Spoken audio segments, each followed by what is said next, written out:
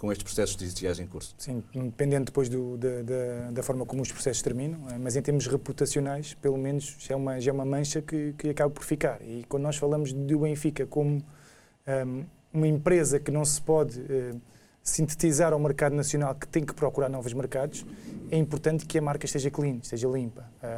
E, portanto, numa economia global, se o Benfica quer procurar novos parceiros, não pode estar com tantos processos sociais à sua volta. Não podemos ter um clima de suspeição, porque se existir esse clima de suspeição, naturalmente o Benfica acabará por se restringir àquilo que é o mercado nacional e com naturais prejuízos, porque é um mercado, é uma economia dependente, já falámos, é uma economia de micro e de médias empresas, é uma economia que tem 11 milhões de habitantes, que é insuficiente para aquilo que são as ambições de uma empresa ou dos clubes portugueses se querem competir com os clubes internacionais e, como tal, para explorar da melhor maneira a marca Benfica para continuar a crescer, para entrar em novos mercados, é importante que esta questão em torno dos processos sociais resolva rapidamente e, sobretudo, que o Benfica também tenha uma comunicação mais agressiva, no sentido de conseguir isolar tudo aquilo que está a acontecer. Com uma forma mais efetiva, menos efetiva de falar, acima de tudo, tem que passar uma mensagem de que o que está a suceder é uma situação que aconteceu ou que não aconteceu, nós temos esta postura e aquela, a nossa imagem está imaculada e, portanto, temos todo o caminho aberto para conseguir procurar novos mercados. Pedro, segunda ameaça tem a ver com a excessiva dependência de financiamento externo versus, neste diálogo, entre aspas, com o passivo elevado. De que forma é que isto pode ser uma ameaça ao Benfica? Bem, eu esta não colocaria mesmo como uma ameaça face àquilo que nós até temos. Então eres reclamar aqui esta tal e porque ele falou só um bocadinho, só para dar uma justificação.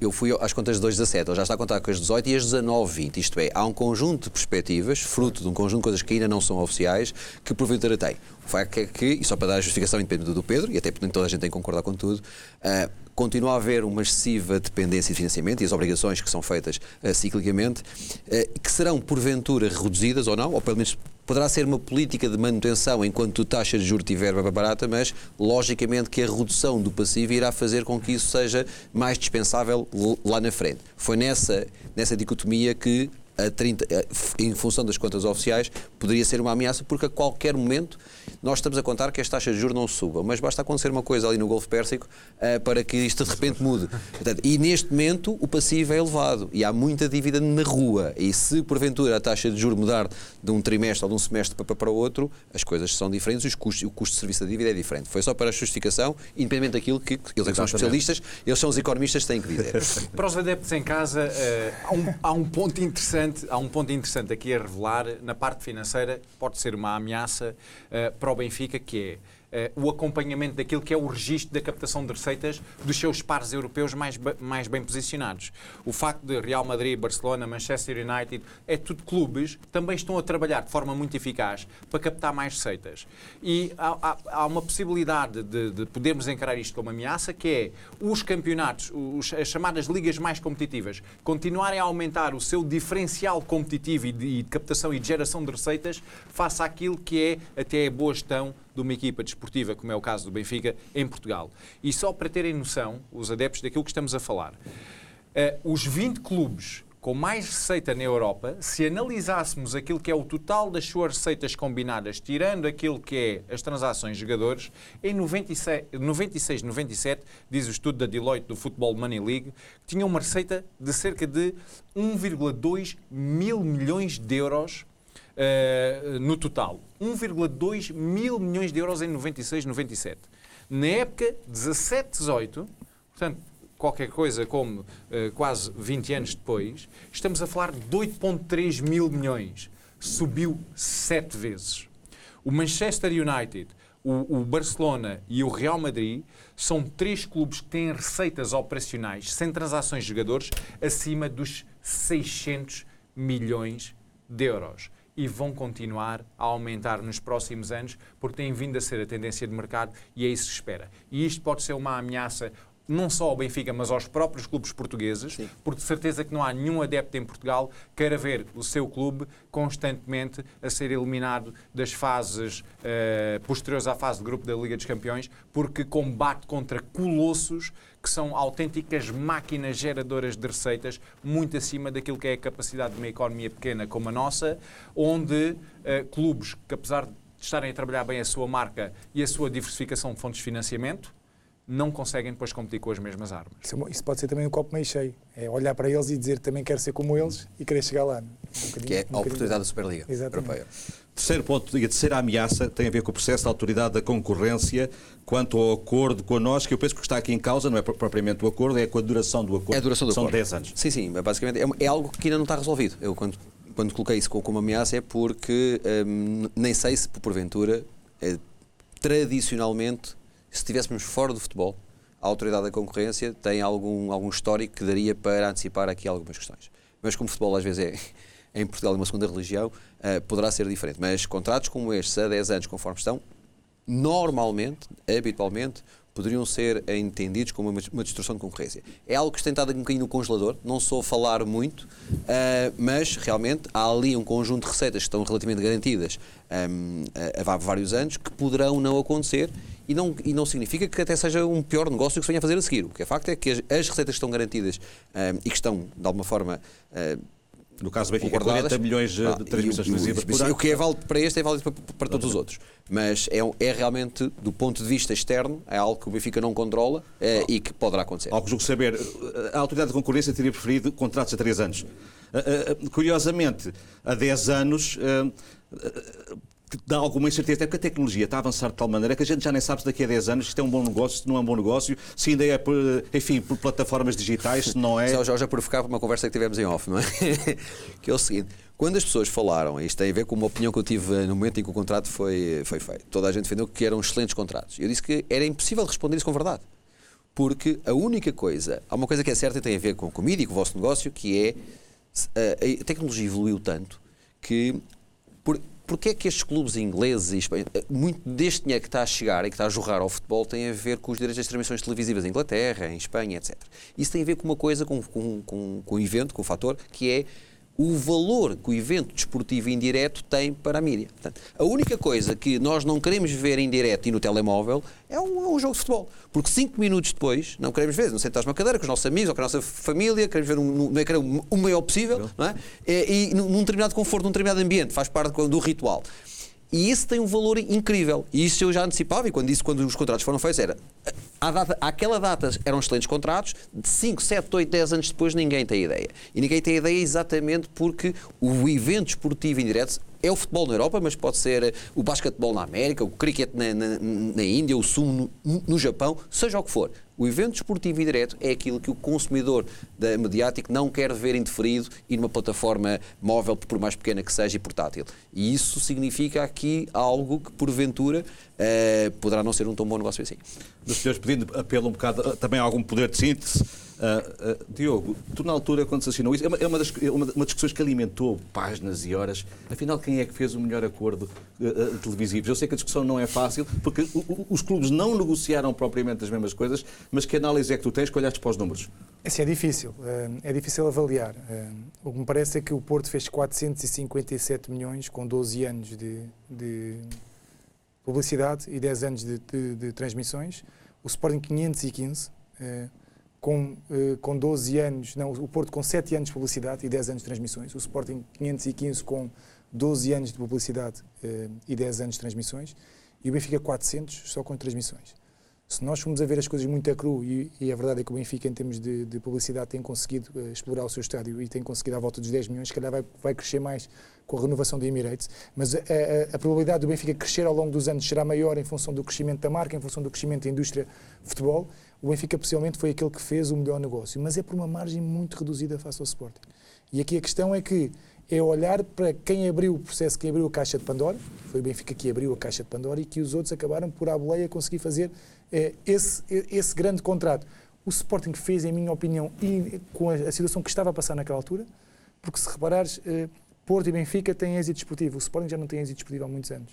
O Sporting conseguiu fazer um contrato excepcional.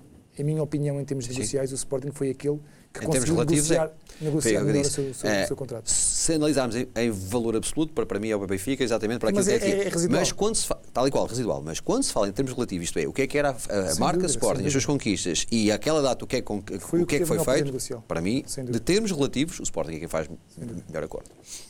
Mas eu concordo que, olhando para os números, é possível extrapolar, ter alguma conclusão. A sua convicção ao analisar esses acordos, ao ter noção desses acordos, sobre alguém que ficou a ganhar mais que os outros? Eu tenho que concordar com o Diogo num aspecto, é que o Benfica, sendo a 40ª marca mais valiosa do mundo, provavelmente na gestão da política de comunicação, na gestão da política comercial, e para retirar dividendos sobre os seus patrocínios, souber jogar de forma muito inteligente, vai conseguir captar mais receita e vai conseguir valorizar essa receita acima daquilo que é a capacidade dos seus concorrentes. E aí os 400 milhões podem se transformar num valor acima dos 500 milhões. Não sei se a margem será assim tão curta, veremos no final do contrato. O Benfica terá certamente capacidade para conseguir um resultado que o satisfaça e para depois, a quando da renegociação, o Benfica também aprendeu de certeza, a gestão aprendeu de certeza, e se calhar em vez de ser o primeiro novamente a renovar, se calhar vai aguardar algum tempo ou vai tentar de alguma forma ter um melhor negócio,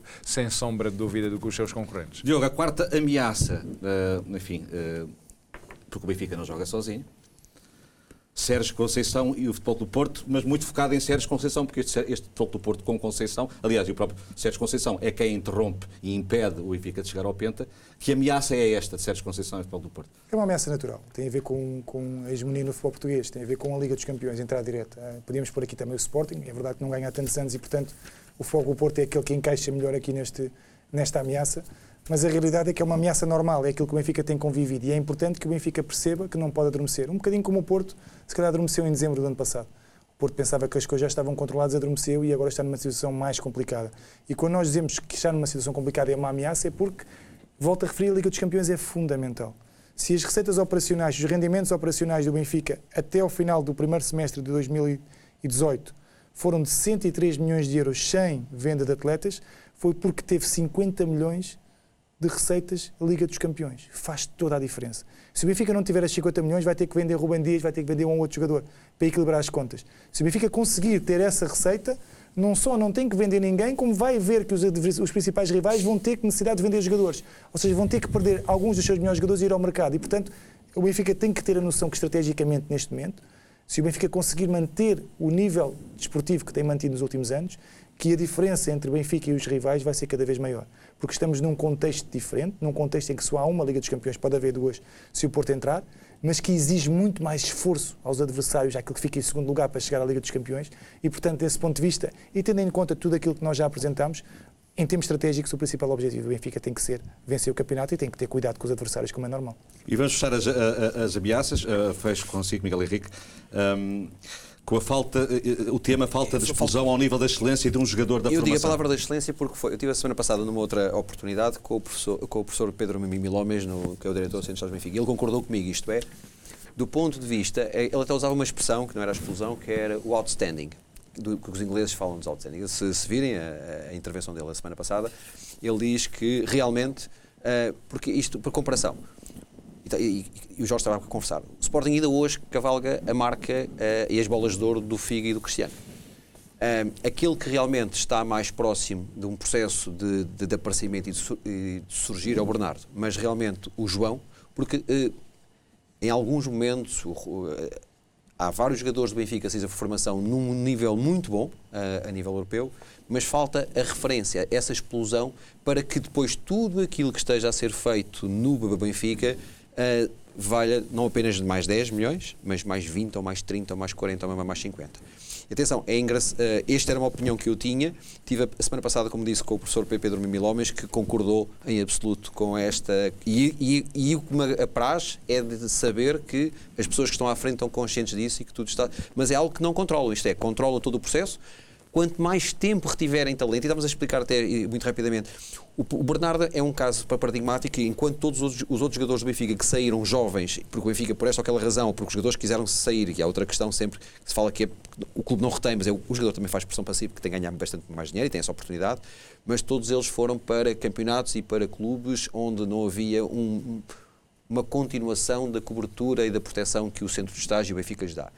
O Bernardo encontrou isso no Leonardo Jardim do Mónaco e houve ali mais um período, quase fosse uma espécie de incubação adicional que lhe permitiu continuar a viver sobre uma certa proteção e onde o talento dele teve a oportunidade para explodir, até porque o Mónaco não tinha, à data nem de perto nem de longe, o plantel que o Benfica tinha, e o Bernardo era de caras titular no Mónaco e não o era no Benfica aquela data.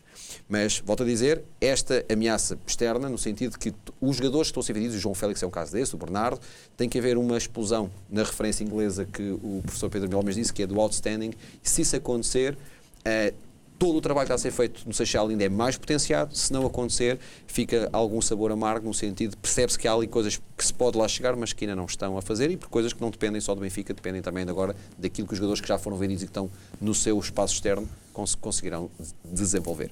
No fundo, isso que o jogo também tem percebido, enquanto, por exemplo, na China, na África do Sul, enfim, no Chile, há muita gente que poderá falar da Academia do Sporting e nem faz ideia onde fica, se tem quantos relevados tem, não sei, porque 6 bolas de ouro, é isso que falta ao Benfica, ser reconhecida a sua excelência com um emblema. É exatamente isso. Okay? E volto a dizer, e é algo que as pessoas que estão à frente do Seixal têm consciência, mas que não controlam na totalidade. Exatamente. E estamos agora numa fase interessante em que lançámos um repto assim, aos nossos especialistas para fazermos uma espécie de uma votação, para fazermos uma avaliação. Enfim, não são as notas do professor Marcelo, mas serão as nossas notas de especialistas. Ninguém quer ser Presidente da República. Exato, ninguém quer ser Presidente da República. E são as notas que damos a 7 itens diferentes que têm a ver com a gestão do Benfica, em várias variantes. E vou lançar então à vossa, e começo pelo Diogo. O primeiro aspecto da votação é a liderança. Vamos ver como votaram os nossos convidados na liderança. O Miguel votou 8, o Pedro votou 9 e o Diogo 9. Diogo, 9. A liderança tem muito a ver com o Luís Filipe Vieira, atenção. Atenção, aqui a liderança é a liderança com base no Presidente. Foi aquilo que foi proposto. Basicamente, é a avaliação um bocadinho de tudo que foi feito desde 2000. Não posso só restringir ao último ano, não posso só restringir ao último relatório de contas. É analisar tudo o que é o Benfica. Eu sou suspeito para falar disto porque eu estava em 2000 no Benfica. E a realidade do Benfica hoje em dia é uma realidade completamente diferente. Passou por uma estratégia, por uma visão. Eu passo a apresentar os passos. Primeira fase, a organizar, trazer credibilidade, criar infraestruturas. Começou no estádio e depois passou para o centro de estágio. Segunda fase, vencer. Sem vitórias não há consolidação. Não se cria as condições para a estabilidade. Terceira fase, arriscar, inovar. E quando eu digo arriscar e inovar é colocar em causa. E colocou em causa os direitos de televisão. E venceu. Colocou em causa, num período complicado, estamos a falar de um Benfica que passou pela crise de 2007-2008, também uma das maiores crises, talvez a segunda ou a primeira maior crise em termos globais, e depois pela crise da dívida periférica. Portanto, foram situações muito adversas em termos nacionais. E depois a quarta fase foi tirar proveito do investimento todo que foi feito no centro de estágio. Portanto, é um clube que teve uma estratégia que nem sempre foi fácil gerir a forma como os adeptos incorporavam e percebiam aquilo que estava a ser feito. Mas a verdade é que nós percebemos que quando as coisas têm um caminho e quando o caminho é devidamente traçado e quando os objetivos são alcançados, naturalmente as coisas acabam por correr bem. E por último, esta liderança, a avaliação também tem a ver com os resultados. Porque se todos estes passos bateram certo, depois isso acaba por ter reflexo naquilo que são os resultados.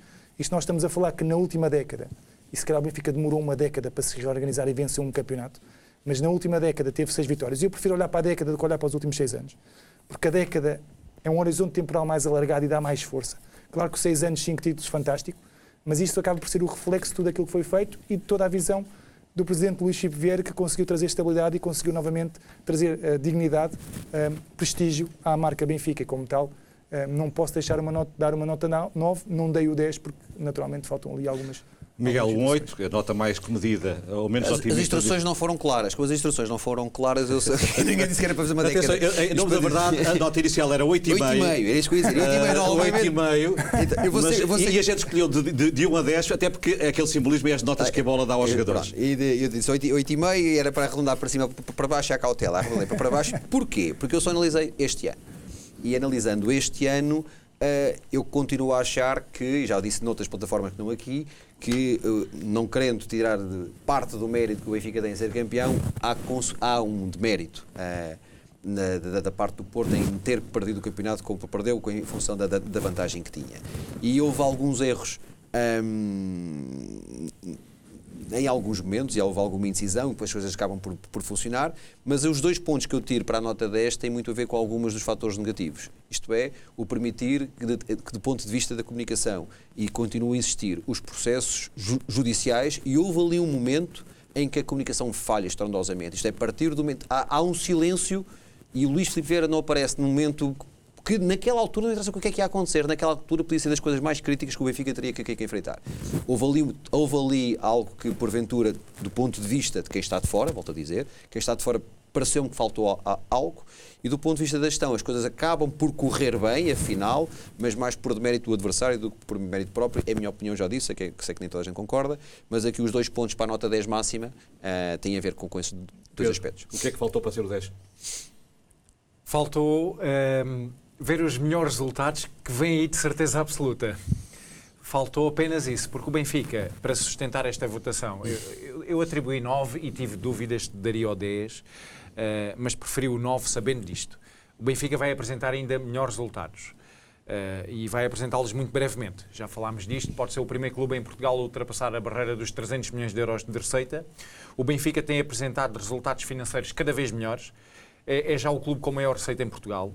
A valorização da marca Benfica é cada vez maior, é a marca desportiva mais valiosa em Portugal também, e tem tido domínio desportivo naquilo que é o futebol sénior masculino. Nos últimos 6 anos é incontestável, o Benfica foi campeão 5 vezes. Com estes resultados, obviamente, a liderança tem que ser premiada com uma boa nota. Este 9 significa exatamente isto, a capacidade da liderança desempenhar resultados que são notáveis e vou sublinhar esta palavra, sustentar resultados notáveis. De facto, o Benfica tem evoluído de forma muito positiva e já falámos também no início do programa de um quadro em que os resultados líquidos eram negativos, passou para resultados positivos e são dos melhores resultados de sempre que uma SAD, uma Sociedade Anónima Desportiva, apresenta em Portugal. Por isso, o 9. Eu peço à nossa realização que ponha o segundo quadro, o segundo item da votação, que foi resultados financeiros. O Miguel atribuiu 8, o Pedro Janeiro 8 e o Diogo Luís 8. Eu aqui, até por economia de tempo e porque muito disto foi falado ao longo do programa, passaria para o terceiro ponto, teste de pressão, ou seja, como é que o Benfica reagiria se acontecesse algo da normal ao nível da economia mundial, ao nível desportivo, ao nível até, por exemplo, enfim, se calhar de uma condenação, que capacidade é que o Benfica tem de resistir a situações de pressão? E eu aqui apenas pergunto ao Pedro, que me parece a pessoa mais pessimista dos 3, porque o Miguel deu 7, o Pedro 5, o Diogo 6. O que é que o leva a ser um pouco mais pessimista quanto à capacidade do Benfica resistir a um vendaval que possa vir? O caso dos processos judiciais que estão em curso poderem prejudicar a marca Benfica, que neste momento é a 40ª mais valiosa entre os clubes esportivos no mundo, é uma incerteza e foi exatamente por isto que eu preferi ser cauteloso e atribuir uma notação mais baixa. Não sabemos o quanto é que isto pode prejudicar a marca Benfica, por sua vez a marca sendo prejudicada, menores receitas de captação a nível de patrocínios e alguma outra descrença relativamente a operações comerciais que o Benfica possa querer realizar no mercado, pode ser de alguma forma prejudicado. Num minuto, o mais otimista em relação à capacidade do Benfica? Porque antecipava, assim, eu vou dizer, a influência do Benfica é tal em relação a um conjunto de questões, e por isso às vezes as coisas podem ser polémicas. A evolução desportiva, a evolução financeira leva a que, não, mesmo com processos judiciais com consequências negativas, mesmo por porventura que do ponto de vista financeiro a situação se altere, o Benfica hoje teria capacidade para resistir a qualquer vendaval, venha da área jurídica, venha da área financeira, ou até desportiva, tarde de 2 anos ou sem ser campeão. Não é isso que agora já afetará, faça tudo o que já foi conquistado na última década. O quarto item, política de investimento. O Miguel Henrique atribuiu a nota 8. O Pedro Janeiro, nota 7, o Diogo, a nota 9. Eu, uma vez mais, também por uma questão de tempo, de economia de tempo, até porque este assunto foi muito abordado, passaria para o outro item. Mas deixa-me só explicar porque é que eu dei aqui nota 9. Porque isto era política de reforço e infraestruturas. Eu dividi isto em 2. Infraestruturas eu dei 10 e política de reforço eu dei 8. E, portanto, 5 mais 4, a média dá 9. Porque, claramente, em termos de infraestruturas já falámos. Em termos de reforços também já me perguntaste há pouco. E, apesar de ter falhado algumas vezes e bastantes vezes, os resultados estão aí, não há dúvida que a política de reforço também tem sido bem conseguida. Diogo, vou voltar a ti a questão da política de comunicação e nos votos que cada um dos nossos especialistas deu, sendo que o Miguel Henrique atribuiu a nota 4, o Pedro Janeiro a nota 6 e o Diogo Luís a nota 4. 4, claramente negativa, Diogo. Sim, isto é o calcanhar daqueles. Parece-me que é a comunicação, a forma como muitas das vezes não foram tiradas as dúvidas que existiam, a forma como não se soube isolar os problemas, a forma reativa como o Benfica acabou por reagir a todos estes comunicados em vez de antecipar. E, portanto, numa estrutura profissional como o Benfica, a 40ª maior do mundo em termos desportivos, marca, não faz sentido para o Benfica, uma estrutura profissional, não conseguir antecipar os seus problemas e não conseguir dar uma resposta capaz e de conseguir isolar os problemas que vão aparecendo. Claro que alguns acabam por penalizar mais a marca ou não, mas no limite, com uma boa comunicação, tudo se resolve e, sobretudo, acalmar os ânimos e passar e deixar de ter essa pressão e acabar por continuar a focar-se naquilo que é o seu objetivo, que é a divulgação, o crescimento da marca e o sucesso esportivo. Vamos para o próximo item, promoção da marca. Miguel Henrique, 8. Pedro Janeiro, 7. Diogo Luís, 8. Eu, se me dispensarem, passaria ao próximo. A não sei que alguém tenha algo muito importante para dizer sobre isto. Política institucional. Miguel Henrique, 6. Pedro Janeiro, 5. Diogo Luís, 6. E iria para a questão da média e alegações finais, no fundo. Isto dá uma média de, somando estas votações todas, Miguel Henrique, uma média de 7 valores, Pedro Janeiro, 6.7, Diogo Luís, 7.1. Aquele foi um bocadinho, a diferença também não é muita, mas um nadinha mais generoso nas notas. Senhores, temos 1 minuto para cada um, rigorosamente, para alegações finais. É patente que a nota 7 é a nota comum a todos, portanto é a única que aparece no ecrã, como todos podem ver. Bem, a minha nota acaba por ser o 6.7, é a mais baixa do quadro e atenção, e gostava de fazer aqui uma súmula, que é, apesar da liderança extraordinária, dos bons resultados financeiros, há de distinguir na comunicação duas vertentes, a gestão de crise e a gestão depois da marca e a comunicação da marca e a comunicação emocional com os adeptos. Eu acho que nesses aspectos o Benfica tem estado muito bem e isso é prova aos resultados alcançados. Na gestão de crise e principalmente a respeito dos casos que foram muito polémicos, aí o Benfica não esteve bem. E isso resulta numa incerteza grande para a gestão da marca Benfica e como tal foi muito cauteloso aqui no conjunto de notas que foram dadas aqui em alguns aspectos e considero que o Benfica aqui tem uma incerteza apresentada e deverá, ao longo do tempo, gerir da melhor forma possível aquilo que possam ser eventuais danos à marca para manter os bons resultados e a sustentação desses resultados ao longo do tempo. Diogo, alegações finais? Olha, eu baseei-me sobretudo, não tanto no último ano, para dar estas notas, mas basicamente ao longo da última década, possivelmente, e desde, no caso do Luís Filipe Vieira, nas duas últimas décadas. E, portanto, é por isso é que dou aqui uma nota, se calhar, superior. Gostava só de realçar aqui da marca, porque para mim é importante. Eu, quando dei a minha nota da marca em 8, eu dividi a marca em 3. Marca Seixal, nota máxima, portanto 33%. Com nota máxima, marca Benfica dei 8 e depois também coloquei aqui a marca do futebol português e eu acho que a marca do futebol português prejudica todas as marcas e naturalmente também prejudica a marca Benfica e eu aí coloquei 5 e por isso é que só deu 8, porque se fosse analisar a marca Benfica única e exclusivamente pelo Benfica, se calhar dava mais. Portanto, temos que enquadrar sempre o clube no contexto onde reside e destacar que apesar de ter uma nota de 7,1 é importante que tenham a percepção de que tem que continuar a evoluir em termos institucionais. Política institucional é importante perceber que não pode ser só com duas cabeças que tem que se basear todo o projeto do Benfica. É importante que haja contraditório. As organizações evoluem com o contraditório, com cabeças a pensar por si, a darem as suas opiniões. Tem que existir esse contraditório, senão, naturalmente, as coisas acabarão por não evoluir e, logicamente, é uma nota positiva em função da hegemonia financeira e também da hegemonia desportiva. Para ser rigoroso, 1 minuto e 15 segundos. Ok, chega e sobra.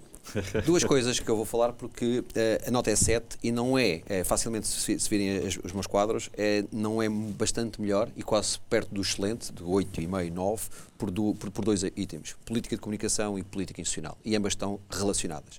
Porque na política de comunicação dei 4, na política institucional dei 6, bastava estas duas notas serem iguais às outras e isto, a média tinha passado de 7 para 8,5 ou para 9, o que significa que, mais do preocupado do que está bem, é olhar para o que é que está mal e perceber que são coisas que facilmente são resolúveis, isto é, o Benfica olhar para a sua comunicação, olhar, e quando digo, mesmo para a parte institucional, e reforço aquilo que o Diogo fala do ponto de vista modelo de governação interna e as coisas que possam ser alteradas, mas também outra coisa, o Benfica tem responsabilidades no futebol. Tem responsabilidades históricas, tem responsabilidades sociais. E se nós queremos um futebol e uma indústria de futebol mais competitiva, mais limpa, mais bonita, que atrai pessoas ao estádio, que se consiga vender os jogos do Campeonato Português para outros, o Benfica tem que também assumir o seu papel de líder e compartilhá-lo com conjuntos, mas não pode ser de dividir para reinar. Tem que liderar um processo, do ponto de vista de política institucional não externo, que de alguma forma faça jus à grandeza do nome. Meus senhores, muito obrigado. Vamos permitir que o Benfica saia do consultório e volte à sua vidinha. Já foi analisado, check-up feito. Lembrar que na próxima quinta-feira será a vez do Futebol Clube do Porto, no dia 1 de agosto, o Sporting. Foi um prazer estar consigo. Permita-me apenas uma nota pessoal. Um grande abraço para os portugueses que estão pelo mundo. Um grande abraço para Angola, Cabo Verde e Moçambique, que a esta hora nos estão a ver em grande nome. Estamos juntos.